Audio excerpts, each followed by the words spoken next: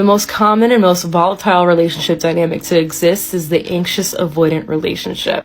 This is the runner-chaser dynamic. You take a fiercely independent person who has issues with intimacy, vulnerability, and commitment, and you pair that individual with a hopeless romantic who struggles with insecurity, trust, and codependency. It's a trope that you see in romantic comedies all the time, but in real life, it's a match made in hell. So why are these two so drawn to each other? They're total opposites. Why don't they just date other like-minded individuals?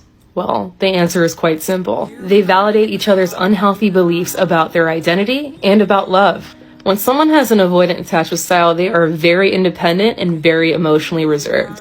Needing help and being vulnerable is a sign of weakness to them. They're also very sensitive to failure and rejection, and that's how they view their identity. They'll say, I'm very driven, I'm mentally strong, and I'm always in control of my emotions. So what kind of partner is going to reaffirm that belief for them? Who's going to make them feel like they're strong, put together, and in control of the situation by comparison? Another avoidant who's equally aloof, emotionally reserved, and inconsistent, or an anxious partner who's less independent by comparison, makes them feel needed, dotes on them, idealizes them, and is very vocal about it.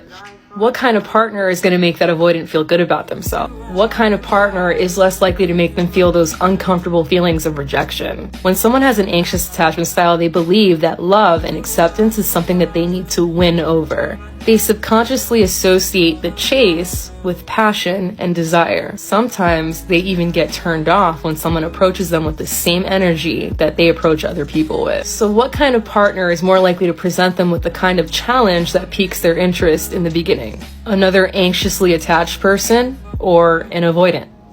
So here's what's interesting about this dynamic. The things that you end up resenting in the relationship are subconsciously the same things that drew you to each other in the first place. So when this unaligned relationship inevitably comes to an end, you'll hear the anxious partner say, see, this relationship is just more proof that I'm not worthy of love. The avoidant partner will say that this is proof that relationships are the end of your independence, your identity, and a place where boundaries are never respected. When the reality is that you are unhealed and you are continuously choosing your unhealed counterpart. If this is something that you struggle with, I'm a huge advocate for therapy. But of course, if you don't have the means or access to healthcare, there are plenty of books written by PhDs and licensed therapists on this subject. And if you ever want to talk to a friend, I do these really laid-back one-on-one sessions where you're able to speak freely and vent about your relationship without any judgment, and of course, get some feedback in return.